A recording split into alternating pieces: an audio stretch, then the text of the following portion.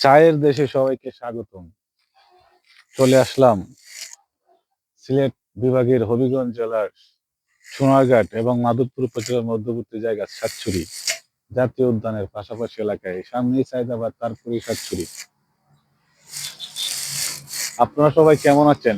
পাহাড়ের দৃশ্য দেখেন তো কেমন লাগে। এই যে এখানে শুধু চা গাছ আর চা গাছ, তারপরে পাহাড়ের টিলার মধ্যেও চা গাছ। অ্যাকচুয়ালি দৃশ্যটা আমাকে মুগ্ধ করছে, কারণ অনেকদিন ধরে এদিকে আসা হয় না, যদিও আমার এলাকায় এখানেই। তারপর আমি বের হতে পারি না, আসি না এদিকে।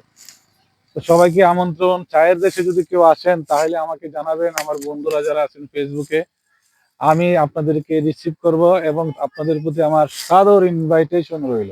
আমরা যদি রাস্তার ওই পাশটা একটু দেখি, দেখেন কত সুন্দর, অসাধারণ। এই যে পাহাড় ভেঙে মাটি বালি পড়েছে, এই যে বালিগুলো কিন্তু নিয়ে যাচ্ছে, অসাধারণ লাগছে। আরেকটা দৃশ্য দেখেন আপনারা, পাহাড়ি মহিলারা লার্কি কাঠ কেটে কাঠগুলো গাড়িতে করে বাজারে নিয়ে যাচ্ছে, এগুলো বিক্রি করে যে টাকা পাবে তা দিয়ে তারা চলবে।